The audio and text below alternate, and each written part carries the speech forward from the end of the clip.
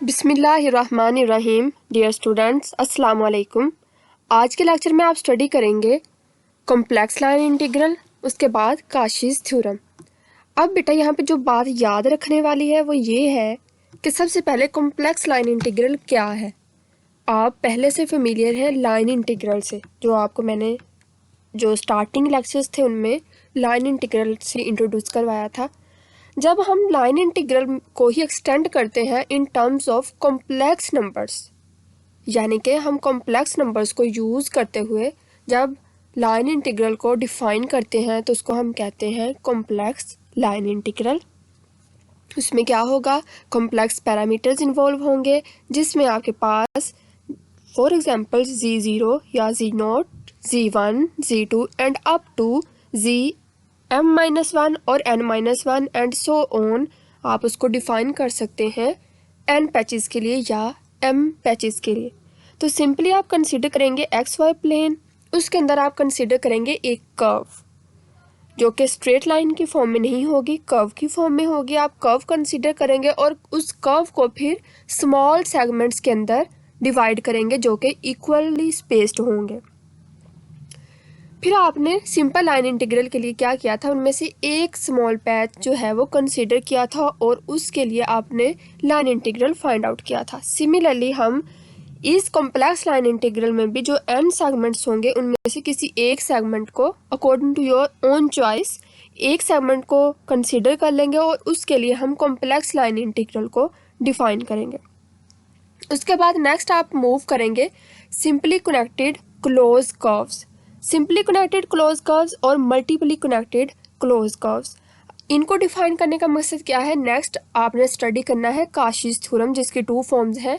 जो one form है वो बेस करती है सिंपली कनेक्टेड कर्व्स के लिए, रीजन्स के लिए, और जो दूसरी है फॉर्म वो मल्टी कनेक्टेड रीजन या कर्व्स के लिए होल्ड करती है। तो वो आपके पास जो है कर्व्स या रीजन जो सिंपल, जिनमें कोई आपके पास इंटरसेक्शन पॉइंट्स नहीं होंगे या एक कर्व के अंदर दूसरी कर्व लाई नहीं कर रही होगी, वो आपके पास सिंपल कर्व्स कहलाएंगी। और जो कर्व्स इंटरसेक्ट कर रही होंगी या एक कर्व के अंदर दूसरी कर्व लाई कर रही होगी वो नॉट सिंपली कनेक्टेड कहलाएंगी या मल्टी कनेक्टेड कर्व्स कहलाएंगी। तो हम इनको डिफाइन करते हुए काशी थ्योरम के ऊपर मूव करेंगे। जैसे मैंने कहा काशी थ्योरम की टू फॉर्म्स हैं। जो फर्स्ट वन है वो सिंपली कनेक्टेड के लिए है, जो सेकंड है वो मल्टी कनेक्टेड के लिए। तो हम पहले आज के लेक्चर में सिंपली कनेक्टेड को देख लेते हैं और नेक्स्ट लेक्चर में फिर आप जो है वो मल्टी कनेक्टेड क्लोज कर्व को और मल्टी कनेक्टेड काशी थ्योरम की फॉर्म को स्टडी कर लेंगे। कॉम्प्लेक्स लाइन इंटीग्रल को डिफाइन करने के लिए जो आपको चाहिए होगा वो सबसे पहले एक प्लेन चाहिए, लाइक एक्स एक्सिस और वाई एक्सिस, इनका इंटरसेक्शन पॉइंट ओरिजिन ओ कहलाएगा। इस प्लेन के अंदर आप कंसिडर करेंगे, आप ड्रॉ करेंगे एक लाइन इस तरह से कर्व की फॉर्म में होनी चाहिए। स्ट्रेट लाइन नहीं होगी, कर्व की फॉर्म में होगी, तो इसलिए हम उसको कर्व लाइन भी कह सकते हैं। उसके बाद हम इस कर्व लाइन को जो है पॉइंट आउट कर देते हैं। उसके इनिशियल पॉइंट को हम पॉइंट ए कह देते हैं और उसके टर्मिनेटिंग पॉइंट को हम पॉइंट बी कह देते हैं। इसी तरह से हम डिवाइड कर लेंगे इस लाइन को इक्वल स्मॉल सेगमेंट्स के अंदर और हर एक को एड्रेस कर देते हैं z0, z1, z2 up to zm-1 और अप टू zm और zn-1 और zn। मैं ये दोनों इसलिए बोल रही हूँ कि आप यहाँ पे m को भी रिप्रेजेंट कर सकते हैं, मतलब m से भी डिनोट कर सकते हैं और n से भी डिनोट कर सकते हैं according to your own choice. तो जब आप इसको इक्वल सेगमेंट्स में डिवाइड कर लेंगे तो फिर आप इनमें से किसी एक सेगमेंट को कंसीडर कर लेंगे। आपने सिंपल लाइन इंटीग्रल में भी कंसीडर किया था। जब आप एक सेगमेंट को कंसीडर कर लेते हैं तो फिर आप उसके लिए फंक्शन और डेरिवेटिव को डिफाइन करते हैं इंटीग्रल के अंदर। तो सिमिलरली इसमें भी कॉम्प्लेक्स लाइन इंटीग्रल में भी हमें फंक्शन चाहिए जो कि कॉम्प्लेक्स फंक्शन होगा, साथ में उसका डेरिवेटिव होगा और उसको हम राइट करेंगे इंटीग्रल की फॉर्म में।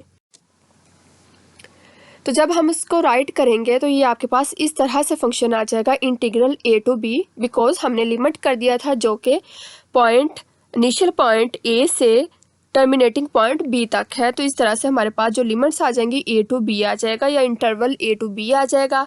उसके बाद जो फंक्शन है वो एफ ऑफ जी, मैंने एक कॉम्प्लेक्स फंक्शन लिया है। जी जो है वो रिप्रेजेंट कर रहा है कॉम्प्लेक्स को और एफ उसके फंक्शन को और साथ में उसके डेरिवेटिव को, क्योंकि हम जानते हैं कि ये जो प्रोडक्ट है डेरिवेटिव की और फंक्शन की वो हमारे पास जब हम उसको राइट करते हैं एक इंटीग्रल के अंदर तो वो हमारे पास एज अ जनरल और एज अ होल कहलाती है लाइन इंटीग्रल। और अगर उसमें कॉम्प्लेक्स जो कोऑर्डिनेट्स हैं, कॉम्प्लेक्स मेंबर्स या कॉम्प्लेक्स नंबर्स इन्वॉल्व हो, जैसे कि यहाँ पे जी इन्वॉल्व है, तो हम उसको कह सकते हैं कॉम्प्लेक्स लाइन इंटीग्रल। तो इस कॉम्प्लेक्स लाइन इंटीग्रल को बिकॉज ये एक कर्व की फॉर्म में है, ए टू बी जो है जिसको मैंने लिमिट किया है, मैंने इंटरवल को डिफाइन किया, मैं उसको सी से रिप्लेस कर सकती हूँ, क्योंकि जो हमारे पास जिसका हम निकाल रहे हैं लाइन इंटीग्रल वो एक कॉम्प्लेक्स लाइन है, एक कॉम्प्लेक्स लाइन है, कर्व की फॉर्म में है। तो कर्व के लिए यहाँ पे सी से मैंने उसको रिप्लेस कर दिया, ए टू बी को मैंने इस कर्व सी से एज अ जनरल रिप्लेस कर दिया। अब मैंने अज्यूम किया कि अब यहाँ तक तो हमें क्लियर हो गया कि ओके ये जो फॉर्म है ये रिप्रेजेंट कर रही है कॉम्प्लेक्स लाइन इंटीग्रल को। अब हम इसको फर्दर कैसे और मज़ीद इसको मॉडिफाइड फॉर्म में किस तरह से रिप्रेजेंट कर सकते हैं। तो मज़ीद इसको मॉडिफाई फॉर्म में रिप्रेजेंट करने के लिए मैंने एफ ऑफ जी और डी जी की वैल्यूज़ पुट कर दी। अब एफ ऑफ जी और डी जी की क्या वैल्यू हो सकती हैं, इसके लिए हम जो है वो वैल्यूज़ को अज्यूम भी कर सकते हैं, हम निकाल भी सकते हैं। अब प्रीवियस लेक्चर में मैंने एफ ऑफ जी के लिए जो वैल्यू यूज़ की थी वो यू और वी की फॉर्म में थी, तो इसलिए मैंने उसी वैल्यू को दोबारा से आज के लेक्चर में यानी कॉम्प्लेक्स लाइन इंटीग्रल को भी मज़ीद मॉडिफाई करने के लिए मैंने यूज़ किया है। एफ ऑफ जी की जगह पे मैंने values u plus iota v x और वाई उसके कोऑर्डिनेट्स, बिकॉज एक्स और वाई प्लेन में लायक आ रहा है, आपका जो है लाइन इंटीग्रल वो एक्स वाई प्लेन में लायक आ रहा है, इसलिए एक्स वाई कोऑर्डिनेट ये आप राइट करें तो भी जो है इशू नहीं है, ना राइट करें तो भी इशू नहीं है, वो अंडरस्टूड होगा कि यू और वी इन कोऑर्डिनेट्स के ऊपर डिपेंड कर रहा है या इन कोऑर्डिनेट्स को डिफाइन कर रहा है। ओके, तो एफ ऑफ जी की वैल्यू आप लेंगे यू प्लस अयोटा वी और डी जी की वैल्यू क्या होगी। अब हमें पता है जी क्या होता है, z is equal to x plus iota y. Z आपके पास होता है एक्स प्लस अयोटा वाई, तो अगर हम इसका डी जी निकालना चाहें तो इसका मतलब है हम इसको डेरिवेटिव ले रहे हैं, taking derivative on both sides. तो जब हम इसको फिर डेरिवेटिव की फॉर्म में लिखेंगे तो ये आपके पास लेफ्ट हैंड साइड आ जाएगी d z which is equal to d of x plus iota d of y. Okay हो गया। अब डी जी की वैल्यू भी आ गई, एफ ऑफ जी की वैल्यू भी आ गई, तो हम इन दोनों वैल्यूज़ को इस जो जनरल इक्वेशन है जनरल फॉर्म है उसके अंदर पुट कर देंगे, left hand side as it is, और राइट हैंड साइड पर जब वैल्यूज़ पुट करेंगे तो ये एफ ऑफ जी की वैल्यू आ जाएगी और डी जी की जगह पे डी जी को इधर मैंने एज इट इज़ राइट करने के बाद उसके बाद इधर मैंने उसकी वैल्यू पुट कर दी d x plus iota d y. अब आपको नज़र आ रहा है ये दोनों ब्रैकेट्स आपस में मल्टीप्लाई हो रही हैं, तो हम हर एक फंक्शन को इसके साथ मल्टीप्लाई करेंगे। सबसे पहले इसको इसके साथ करेंगे, फिर इसको सेकंड फंक्शन के साथ, सिमिलरली इसको फर्स्ट फंक्शन के साथ, फिर इसको सेकंड फंक्शन के साथ। तो जब u को फर्स्ट के साथ डिवाइड किया तो ये आ जाएगा यू डी एक्स। अब मैं कोऑर्डिनेट्स की फॉर्म में नहीं लिख रही ताकि ये आपको फॉर्म क्लियर नज़र आए, तो इसलिए मैं एक्स और वाई को स्किप करके लिख रही हूँ u और मल्टीप्लाई बाय डी एक्स, तो ये आपके पास आ जाएगा यू डी एक्स। सिमिलरली जब नेक्स्ट टर्म के साथ u को मल्टीप्लाई करेंगे तो ये आ जाएगा u अयोटा डी वाई। तो ये देखें अयोटा को मैंने साइड पर लिखते हुए u डी वाई लिख लिया। उसके बाद प्लस उसके बाद सेकंड टर्म इधर से आपके पास आएगा iota v d x, iota v d x आ गया। सिमिलरली जब इसको इसके साथ मल्टीप्लाई करवाएंगे तो ये आ जाएगा iota square v d y. तो iota square v d y as we know that iota square is equal to -1, तो यहाँ पे अयोटा स्क्वायर वानिश होने के बाद साइन जो है माइनस का आ जाएगा, ये टर्म विदाउट अयोटा होगी फिर और ये टर्म भी विदाउट अयोटा होगी। तो हम जो अयोटा की टर्म्स हैं उनको साइड पर राइट कर लेते हैं, जो अयोटा के बगैर टर्म्स हैं उनको अलग से राइट कर लेते हैं। तो left hand side as it is रखेंगे, अयोटा के बगैर जो टर्म्स हैं उनमें आ जाएगा u d x minus v d y plus iota integral of c v d x plus u d y. तो ये आपके पास जो टर्म है ये रियल पार्ट को रिप्रेजेंट कर रही है और जो अयोटा वाली टर्म है वो इमेजिनरी पार्ट को रिप्रेजेंट कर रही है, और as a whole this equation is known as complex line integral. Next इसकी कुछ प्रॉपर्टीज़ हैं, 4 मोस्ट इम्पॉर्टेंट प्रॉपर्टीज़ हैं। ये बिल्कुल सिंपल प्रॉपर्टीज़ हैं, पहले भी आप इनसे फेमिलियर हैं कि फॉर एग्जांपल आपके पास दो फंक्शन है, एक एफ ऑफ जी की फॉर्म में है, एक जी ऑफ जी की फॉर्म में है, और उनका साथ में इंटीग्रल भी है और डी जी भी है कि हमने with respect to d z उनको इंटीग्रेट करना है। प्लस माइनस, प्लस भी हो सकता है माइनस भी हो सकता है दो फंक्शन के दरमियान में।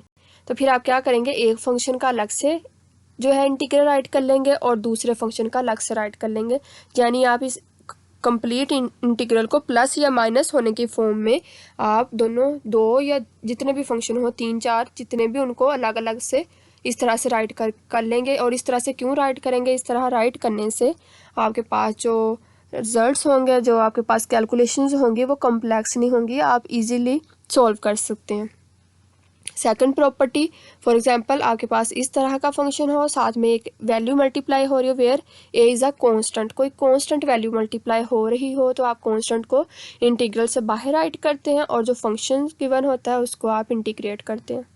सिमिलरली आपके पास थर्ड प्रॉपर्टी है, अगर आपके पास इस तरह से इंटरवल हो ए टू बी, तो आप उस इंटरवल को चेंज करें, अगर मतलब ए टू बी को बी टू ए कर दें, या फॉर एग्जांपल आपके पास वैल्यू 0 to 10 हो तो आप उसको 10 to 0 करना चाहते हो, तो फिर आप जानते हैं कि यहाँ पे आपके पास आएगा माइनस साइन, यानी लिमिट चेंज करने से या इंटरवल चेंज करने से साइन चेंज होगा। प्लस है तो वो माइनस हो जाएगा, माइनस है ऑलरेडी तो वो प्लस हो जाएगा। सिमिलरली फोर्थ प्रॉपर्टी, आपके पास अगर पाथ लेंथ बहुत लेंथी है तो आप उसको कॉम्प्लेक्शन से या कॉम्प्लेक्स होने से बचाने के लिए आप उस पाथ लेंथ को डिवाइड कर सकते हैं।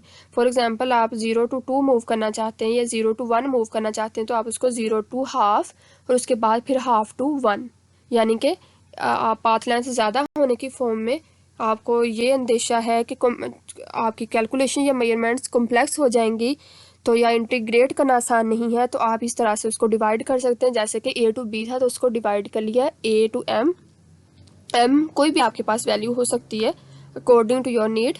और सिमिलरली फिर अगली जो वैल्यू होगी उसको फिर ये जो फर्स्ट का इंटीग्रल की टर्मिनेट होगी उसकी वो इनिशियल होगी, और जो आपके पास पहले से टर्मिनेटिंग वैल्यू थी वो फिर इसका टर्मिनेट पॉइंट होगी। तो यहाँ पे ये इस तरह से कंडीशन होनी चाहिए कि जो आपके पास इनिशियल वैल्यू है फर्स्ट इंटीग्रल की वो लेस देन होनी चाहिए आपकी अज्यूम्ड वैल्यू के, जिसके थ्रू आप उस इंटरवल को कट कर रहे हैं या उसको मिनिमाइज कर रहे हैं, और वो वैल्यू लेस होनी चाहिए आपके पास टर्मिनेटिंग वैल्यू, यानी यहाँ पे बी है टर्मिनेटिंग वैल्यू। ओके हो गया। उसके बाद if f of g is analytic at all points of a region R and if C is a curve lying in R then f of g is certainly integrable along C, कि अगर आपके पास function जो है analytic होता है उस reason के लिए, उस कर्व के लिए जिसमें वो रीजन लाई कर रहा है, तो फिर आपके पास एफ ऑफ जी जो है ये अंडरस्टूड होगा कि उसका इंटीग्रेट किया जा सकता है, उसका इंटीग्रेशन होल्ड करता है उस कर्व सी के लिए। नेक्स्ट आपके पास है simply connected curves and multiply connected curves. अब वो कर्व्स जो सिंपली कनेक्ट हैं, यानी कि उनमें कोई इंटरसेक्शन पॉइंट नहीं है, जैसे कि इस रेड कर्व के अंदर आपको नज़र आ रहा है यहाँ पे एक इंटरसेक्शन पॉइंट है, तो ये सिंपली कनेक्टेड नहीं होगी। लेकिन वो वाली कर्व जो कि जिस पॉइंट से स्टार्ट होती हैं उसी के साथ वो दोबारा से कनेक्ट हो जाती हैं बगैर किसी इंटरसेक्शन पॉइंट के, बगैर किसी कट के बगैर, तो वो आपके पास सिंपली कनेक्टेड कर्व्स कहलाएंगे। जैसे कि आपको ये ब्लू कर्व नज़र आ रही है, सिंपली कनेक्टेड है। सिमिलरली ये आपको जो है वो नज़र आ रही है एक कर्व, इसमें हालांकि यहाँ से देखें अगर आप इसको स्टार्ट करें तो ये एक जो है आपको सर्कल की फॉर्म में या आपको ये एक एलिप्स की फॉर्म में नज़र नहीं आ रही, इसकी जो है शेप थोड़ी अनवांटेड सी है, लेकिन ये फिर भी सिंपली कनेक्टेड कर्व है। उसके बाद जो मल्टीपली कनेक्टेड कर्व्स हैं उसमें आपके पास एक कर्व के अंदर और कर्व्स लाई कर सकती हैं, जैसे कि ये एक कर्व के अंदर एक और कर्व और इसके अलावा एक और कर्व, मतलब मल्टीपल एक कर्व के अंदर मल्टीपल और कर्व हो सकती हैं, तो वो आपके पास सिंपली कनेक्टेड नहीं रहती हैं, फिर वो मल्टीपली कनेक्टेड के ज़ुमरे में आती हैं। सिमिलरली आपके पास एक ये कर्व है, ये भी सिंपली कनेक्टेड है, ये फिर आपके पास नॉन सिंपली कनेक्टेड है, जो नॉन सिंपली होंगी वो मल्टीपली कनेक्टेड कर्व्स कहलाएंगी। Similarly this one is multiply connected, similarly this one is simple connected curve और सिंपली कनेक्टेड रीजन। जो रीजन उस कर्व के अंदर लाए का आ रहा होता है वो आपके पास सिंपली कनेक्टेड रीजन कहलाता है। इसको पॉजिटिव ओरिएंटेशन भी कहते हैं। जो सिंपली कनेक्टेड आपके पास कर्व्स होती हैं, सिंपली कनेक्टेड रीजन्स होते हैं, उनको पॉजिटिव ओरिएंटेशंस भी कहते हैं। नेक्स्ट अगेन आपके पास फिर वो रीजन्स, कौन से रीजन्स होते हैं सिंपली कनेक्टेड या मल्टीपली कनेक्टेड? वो रीजन जो किसी बाउंड्री के साथ आपके जो लाई आ रहे होते हैं। फॉर एग्जांपल कि आपके पास ये कर्व है, ये जो इसकी बाउंड्री लाइन है, आपको जो ब्लू बाउंड्री लाइन नज़र आ रही है, ये इसकी ये सी कहलाएगी, या इसको बी फॉर बाउंड्री के लिए भी रिप्रेजेंट कर सकते हैं, सी फॉर कर्व के लिए रिप्रेजेंट कर सकते हैं। तो ये आपके पास इस तरह से जो उसकी बाउंड्री लाइन कहलाएगी, और इसके अंदर जो रीजन है, जो आपको वाइट वाइट ये रीजन नज़र आ रहा है, इसको आप आर से रिप्रेजेंट करेंगे।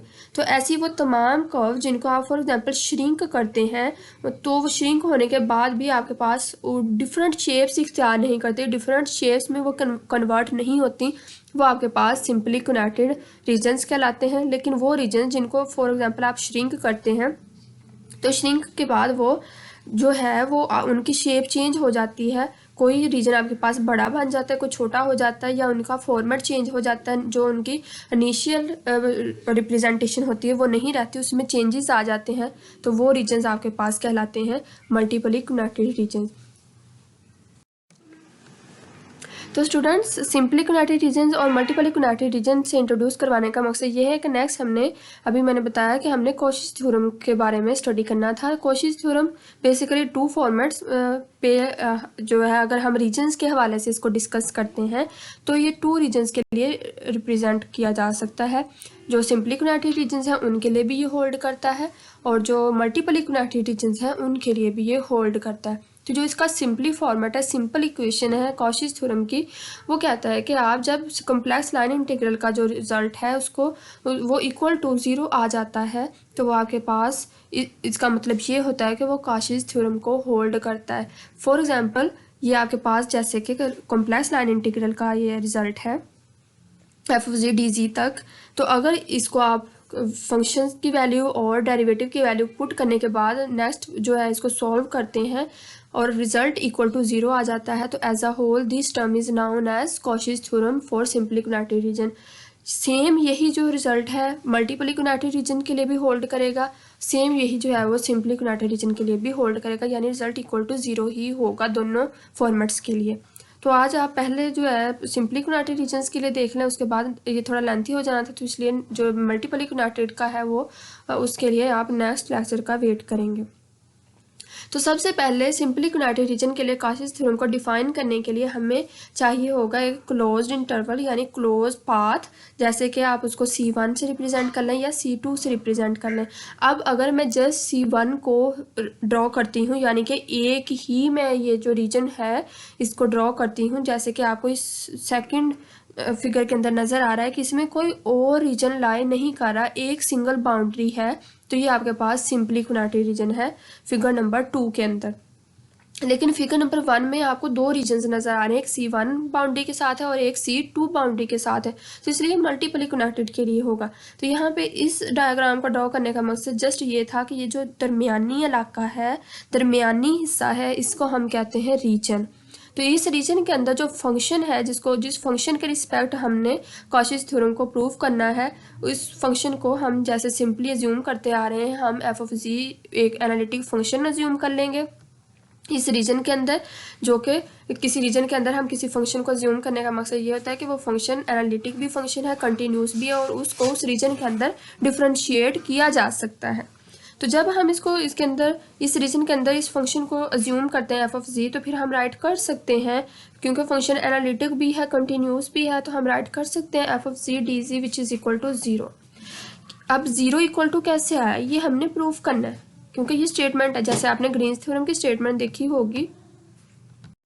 हमने सबसे पहले ग्रीन्स थ्योरम में स्टेटमेंट डिफाइन की थी, उसके बाद हमने एक जो है मैथमेटिकल ट्रीटमेंट राइट किया था, और मैंने कहा था ये जो है हमने प्रूव करना है। सिमिलरली ये जो रिजल्ट है इसको हमने प्रूव करना है। प्रूव कैसे करेंगे, बिल्कुल सिंपल है, आंसर इक्वल टू 0 आना चाहिए इसका। ये हम अभी स्टडी कर चुके हैं, जो कि कॉम्प्लेक्स लाइन इंटीग्रल का रिजल्ट है, इक्वेशन है।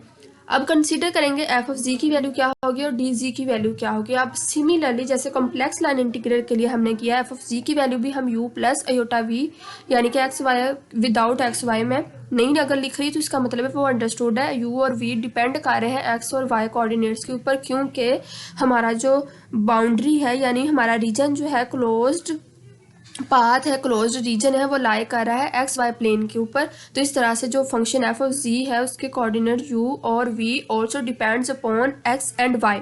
सो दैट्स वाई अगर मैं नहीं भी लिखती तो इसका मतलब है कि ये अंडरस्टूड है, यू और वी उस पर डिपेंड करते हैं।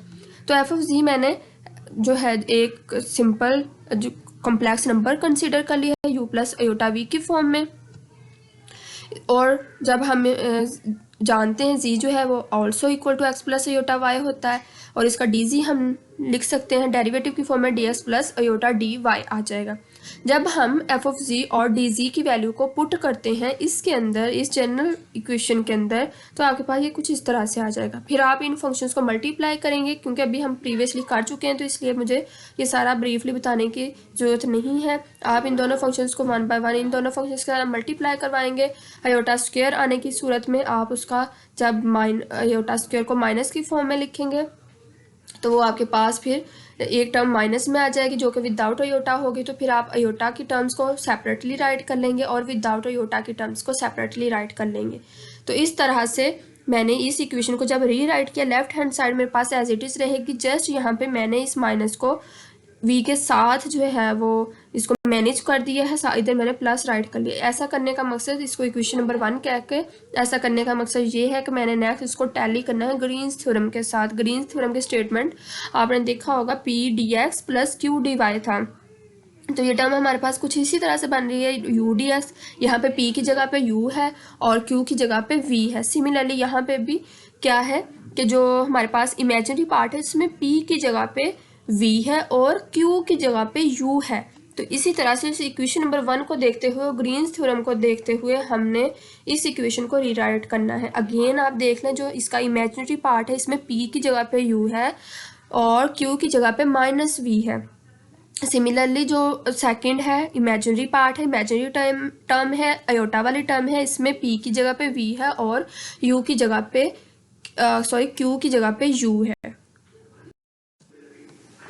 सो हम क्या करेंगे, यूज़ कर लेंगे ग्रीन्स थ्योरम को। ग्रीन्स थ्योरम के स्टेटमेंट से आप फेमिलियर हैं, हमने इसका प्रूव किया था। और वो क्या होता है, आपके पास टू फंक्शन जो है आप इस तरह से उनको राइट करते हैं, जब उसको ओपन लिखते हैं तो वो आपके पास इस तरह से होता है कि आप पी डी एक्स का जो टर्म है वो ये होती है partial q over partial x, और क्यू डी वाई वाली टर्म आपके पास इस तरह से minus partial P over partial y d x d y. अब मैं इक्वेशन नंबर 1 को इस ग्रीन्स थ्योरम के लिए अप्लाई करूँगी। Apply Green's theorem on equation number 1। अब यहाँ पे मैंने कि आपको इक्वेशन नंबर 1 भूल ना जाए उसको मैंने यहाँ पे दोबारा से हाईलाइट कर दिया। ये इक्वेशन नंबर 1 की राइट हैंड साइड आपको यहाँ पे नज़र आ रही है। अब अगेन यहाँ पे देखें यू डी एक्स तो यहाँ पे P d x, it's mean हम इस पी डी एक्स को इसके साथ रिलेट करेंगे। सिमिलरली ये वाली जो टर्म है डी वाई वाली ये यहाँ पे है तो इसको हम इसके साथ रिलेट करेंगे, बिकॉज डी वाई और वाई और x और x इस तरह से हम इनको जो है आपस में मर्ज कर लेंगे। अगेन मैंने बता दिया कि हमने इस u की जगह पे देखें p या p की जगह पे हमने u इस इक्वेशन में और q की जगह पे माइनस v। सिमिलरली ये रियल पार्ट के लिए जो आपके पास फर्स्ट टर्म है यानी p इक्वल टू u और q is equal to minus v, ये आपके पास रियल पार्ट के लिए है इस तरह से, और p इक्वल टू v और q इक्वल टू u ये आपके पास इमेजिनरी पार्ट के लिए है इस तरह से। जब आप इसको पुट करेंगे तो left hand side as it is रहेगी इक्वेशन नंबर 1 की, इक्वेशन नंबर 1 की left hand side as it is रहेगी। उसके बाद राइट हैंड साइड पर यू डी एक्स और यहाँ पे है पी डी एक्स, इसका मतलब ये इक्वल आएगा partial q over partial x के। तो यहाँ पे मैं इसको लिख लूँगी partial q over partial x के। अब क्यू की जगह पे हमने क्या पुट करना है, माइनस वी रियल पार्ट के लिए, तो क्यू की जगह पर माइनस वी इधर आ गया, ओके हो गया। उसके बाद अगली टर्म क्योंकि यहाँ पे माइनस होता है तो ये यहाँ पे माइनस आ गया। उसके बाद डी वाई वाली टर्म है, इट्स मीन डी वाई वाली टर्म के लिए ये लिखेंगे partial P over partial y, partial over partial y as it is आ जाएगा। पी की जगह पे रियल पार्ट के लिए हमने वैल्यू पुट करनी है यू की, तो इस तरह से ये आपके पास यू आ गया। D x d y as it is आ जाएंगे। सिमिलरली अब इतना हिस्सा जो है ये आपके पास है रियल पार्ट के लिए, अयोटा वाले टर्म इमेजिनरी पार्ट के लिए। सिमिलरली अब अयोटा को इक्वेशन नंबर 1 में अयोटा को और उसके इंटीग्रेट को जब हम इसके साथ रिप्लेस करेंगे ग्रीन्स थ्योरम के साथ और डबल इंटीग्रल ऑफ आर, उसके बाद यहाँ पे है वी डी एक्स, मतलब p की जगह पे है v d x, again partial q over partial x आएगा। तो यहाँ पे partial over partial x as it is q की जगह पे, यहाँ पे क्योंकि q है तो इधर इमेजिनरी पार्ट में q की जगह पे u आएगा, तो इस तरह से मैंने यहाँ पे u राइट किया। उसके बाद माइनस का साइन एज इट इज़ आएगा और अगली term partial over partial y आएगी और p की जगह पे इमेजिनरी पार्ट के लिए आएगा v, तो वो मैंने इधर v राइट कर दिया। dx और dy एज इट इज़ रहेंगे। अब इसको बाकी सारे टर्म्स को एज इट इज़ राइट करेंगे। ये जो माइनस है इसको मैंने साइड पर लिख लिया है, बाकी तमाम terms as it is write कर लिए। अब अगेन इसको इक्वेशन नंबर 2 कह दिया। अब इसको फर्दर सिंप्लीफाई करने के लिए हमें ज़रूरत पड़ेगी काशी रीमन इक्वेशन की, वो भी हम प्रीवियस लेक्चर में स्टडी कर चुके हैं। Cauchy Riemann equations also as we know that u और v की फॉर्म में, x और y की फॉर्म में होती हैं, जिसमें आपके पास मैंने दो इक्वेशंस होती हैं, मैंने दोनों को एज इट इज़ राइट कर लिया, जो कि हमने प्रीवियस लेक्चर में भी स्टडी की थी कि partial u over partial x equal to होता है partial v over partial y के, और partial u over partial y equal to होता है minus time of partial v over partial x के। तो अब हम इन वैल्यूज़ को रिप्लेस कर देंगे। यहाँ पे देखें partial v over partial x, यहाँ पे है partial v over partial x, तो हम इसको रिप्लेस कर सकते हैं partial u over partial y से। इस टर्म को partial u over partial y से जब मैंने रिप्लेस किया तो ये इधर आ गया partial u over partial y। Second term को मुझे रिप्लेस करने की जरूरत नहीं है बिकॉज दोनों आपस में सिमिलर हो रही हैं। दोनों में से एक टर्म को रिप्लेस कर लें, चाहे फर्स्ट वन को कर लें चाहे सेकंड को कर लें। तो मैंने फर्स्ट टर्म को रिप्लेस कर लिया, partial u over partial y आ गया इस इक्वेशन नंबर 2 से, जो कि काशी रीमन इक्वेशन है। सिमिलरली बाकी टर्म्स एज इट इज़ रहेंगे। उसके बाद जब हम इमेजिनरी पार्ट के ऊपर मूव करते हैं, again partial u over partial x आपके पास है partial v over partial y के इक्वल।